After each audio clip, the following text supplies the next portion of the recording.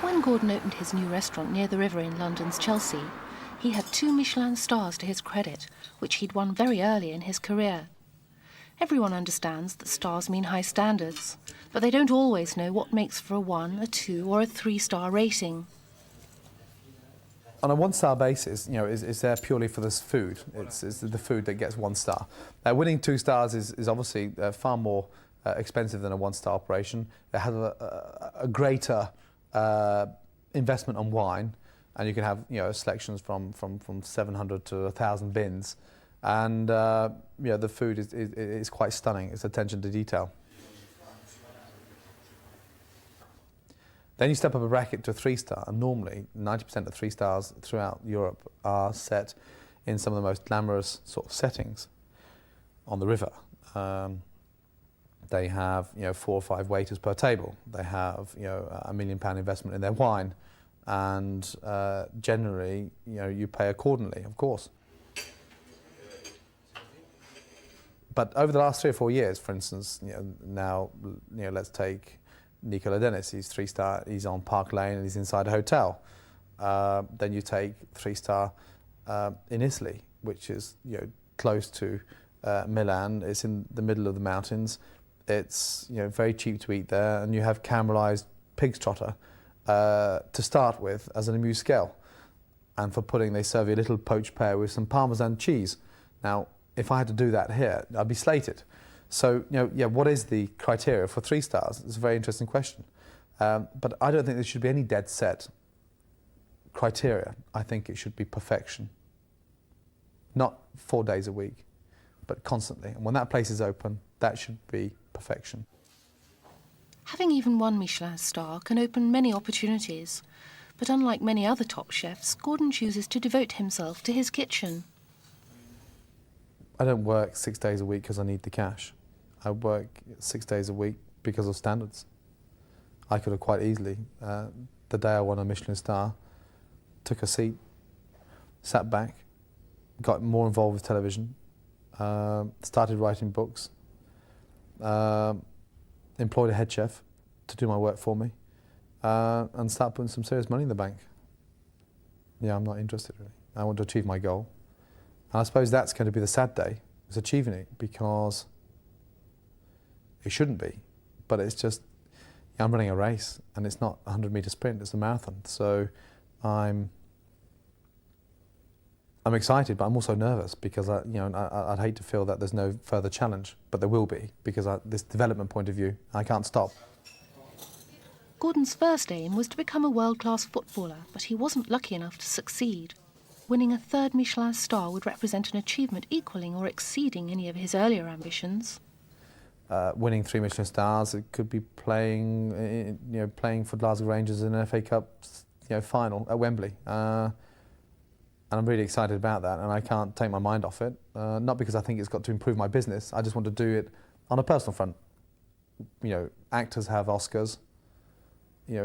Footballers have FA Cup medals. Chefs have Michelin stars, I suppose.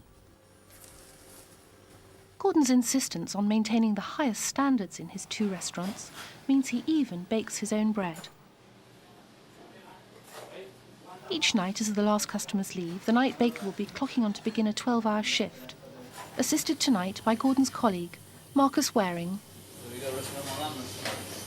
It's about 1:20 in the morning, way past Marcus's bedtime. He's normally in bed by 11:30 at night, on a good day. And the interesting thing about tonight, or early on this morning, is that a new job starts. We're just on our way home, night baker's just arrived, we're starting to prepare the bread.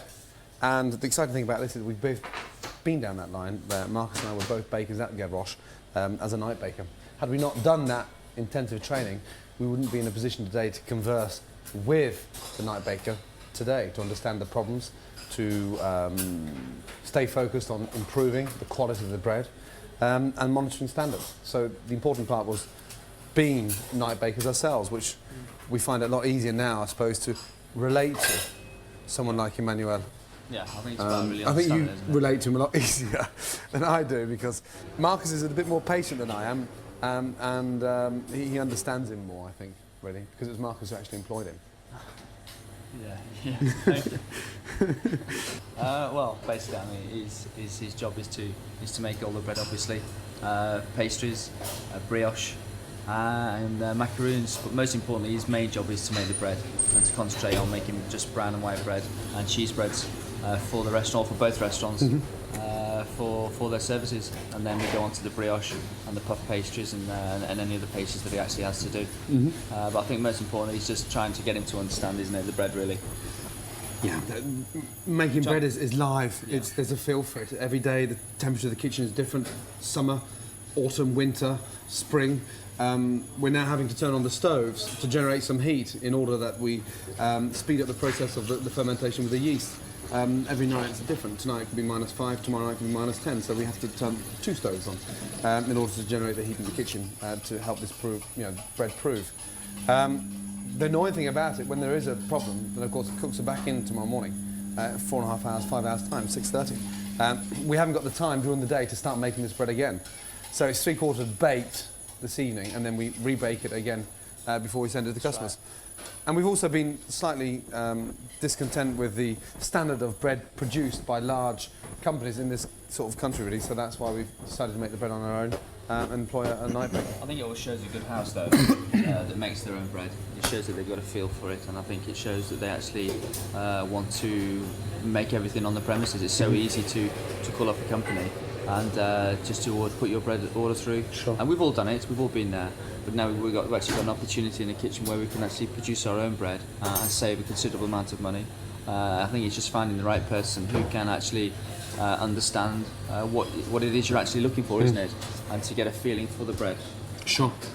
Making bread is like chemistry. Yeah, it's not easy to pass on to somebody. It's a very difficult thing to pass the knowledge of making bread down to somebody, and the feeling for it and the touch, and for something that's alive. And it's alive until the minute you put it in the oven, really, until it's crunchy and it's cooked. I think that is hard. It's very hard. And I think the only way you can do it is by experience and by spending time with them and trying to pass on your information. You can't just take it from a book, can you? No, not It's about touch, it's about feel. Sure. And having both worked in France for some time on separate occasions, we understand the essentials of brilliant bread. And of course you want to implement that in the restaurant, in both restaurants. So we're going to centralise the bakery, and Emmanuel is going to bake bread for both restaurants. And in Marcus' new kitchen, we've actually got a proper bakery there with the proper étuvée, prover, properly racked, and it's obviously double-sided here. So now we're just trying to work out and really perfect our recipes, cooking for 45 lunch and 50 dinner. So in 3 or 4 weeks' time, we're going to double volume and cook for 200 people, and we'll have one night baker doing that, which is a lot of work. So the most important thing is spending time with the baker and correcting exactly that, and even looking at the way he makes the fouettage, the puff pastry, the brioche, and make sure it's beautifully aerated and not too doughy.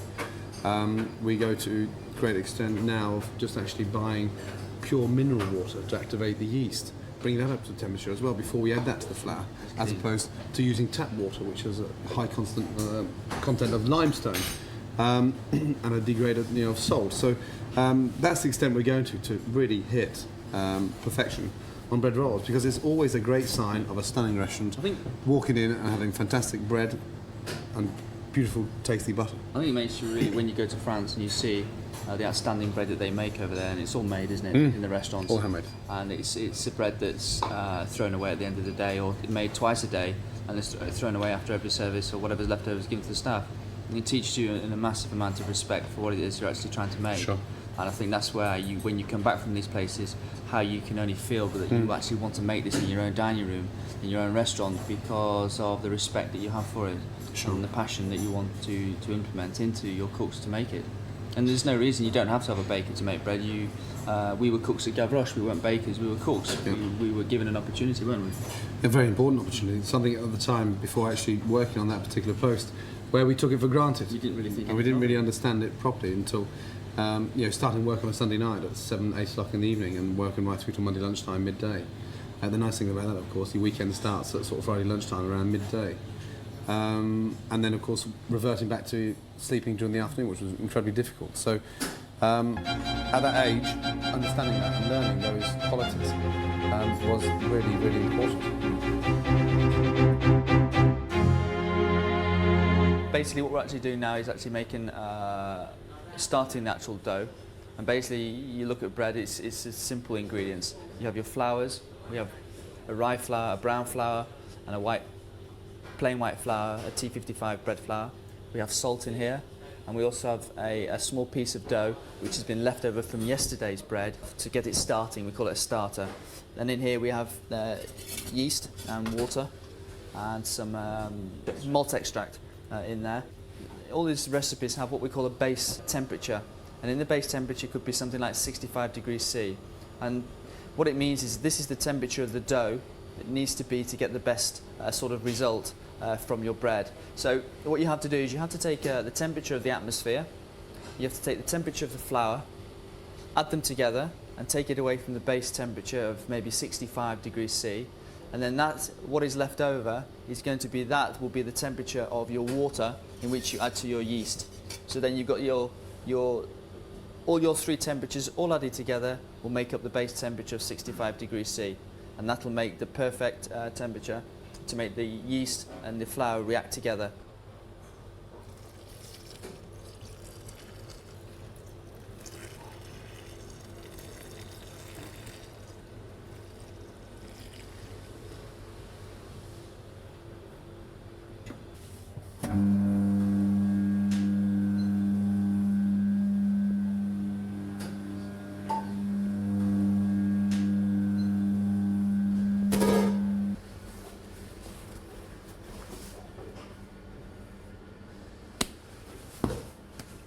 Okay, Manuel.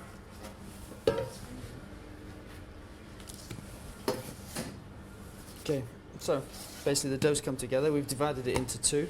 I'm just going to give it a very quick knead.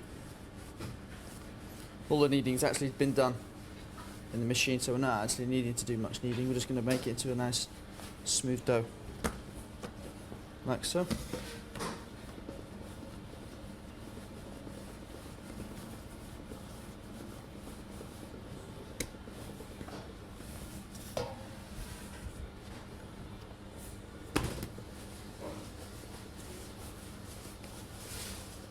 Slightly floured.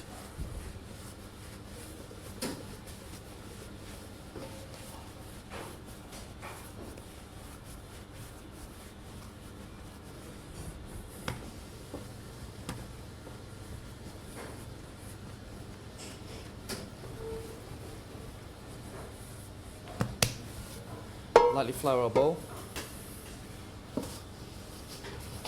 Place the dough inside.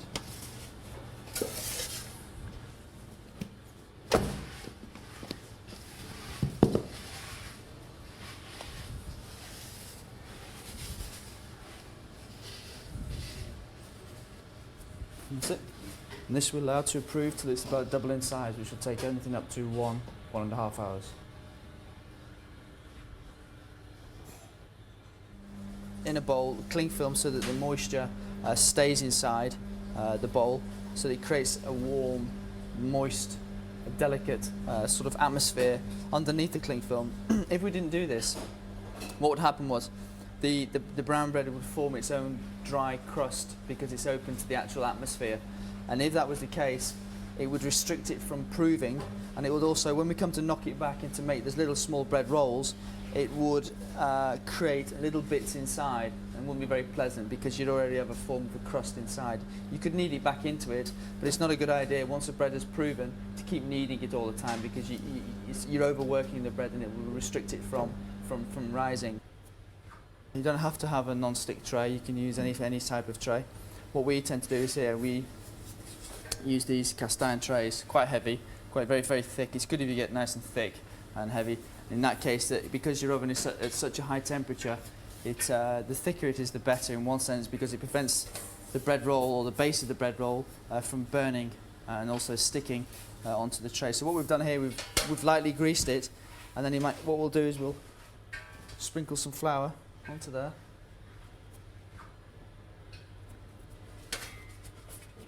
And we'll just shake it like so, just around the tray, like that. And what that'll do is it will prevent the bread roll from sticking. The grease will help it, and the flour will also stop it from sticking to the tray, and it will help the bread roll seal at the base. With the cheese board, we serve a beautiful cheese bread, and we make that here ourselves. Rather than make a separate recipe for the cheese bread, which you can do, there's many sorts of recipes you can actually try, just to make life a little bit easier on the baker, because this has a lot to do in the evening. What we do is we take a large quantity of the brown bread dough, and we add what we call this sort of mixture here, which we make ourselves, which is a beautiful sort of selection of sultanas, raisins, golden sultanas and walnuts. It's about 50-50 of each, or a third of each, equal quantities, and we just incorporate a certain amount into a certain amount of dough to create a loaf of bread, basically, with this incorporated, and this will get served on the cheese trolley, beautifully sliced thin. Delicious. Okay, it's been proving for how long now, Marcus? 1 hour. 1 hour, and now you're just going to knock it back.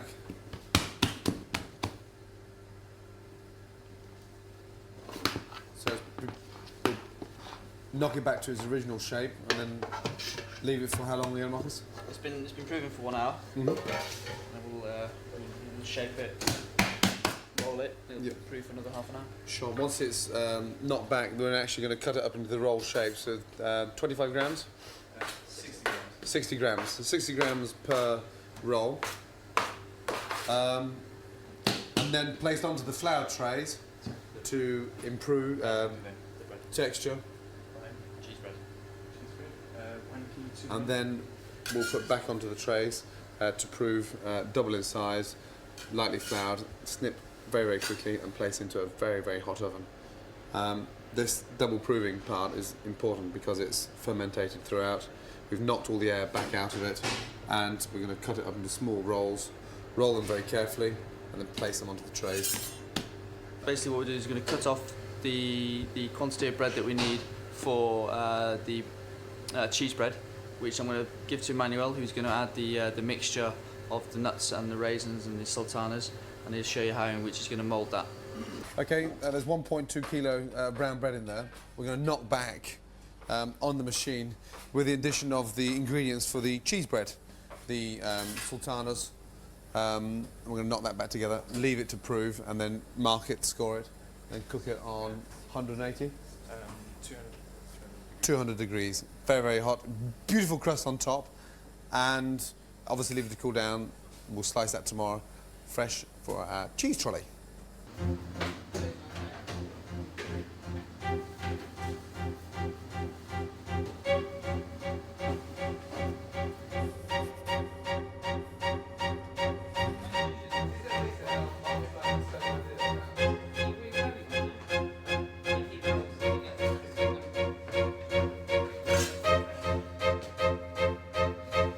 Emmanuel, it's on the back.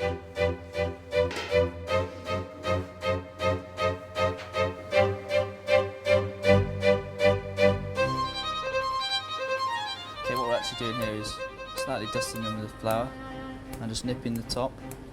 Just for what this actually does is it does two things. It gives it a nice little point, obviously, on top, and also it gives it a little break in the dough, in the crust. So it also allows it slightly to split open a little bit, just giving the bread a little bit of leeway to push itself up when it's in the oven at the same time.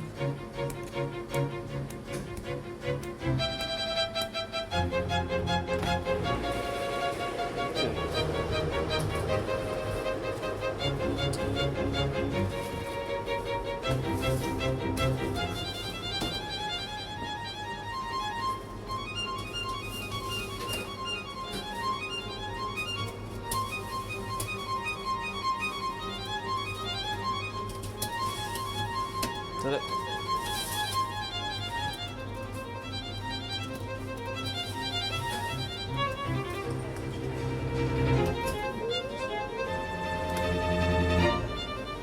So we just turn on the oven just to give it a blast of steam. Just a quick blast. The vent at the back of the oven, at the top of the oven, or at the back we have a little sort of chimney which allows the steam to be released or to hold it in. At the moment the chimney's closed and we give the oven, the bread, a blast of steam, as you can see at the bottom there. This also helps to push up and keep the dough moist at the same time, but it also helps it to give it a nice shine as well. So we give it a blast of this with the vent closed.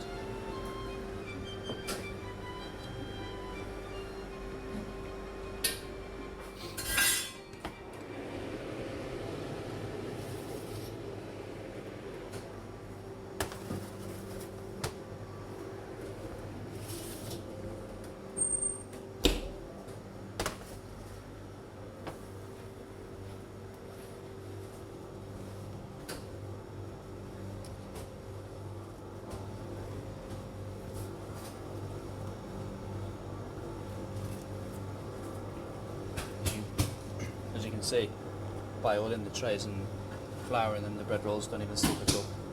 Normally if this tray didn't have anything on it, there's no way you'd get these bread rolls off here at all.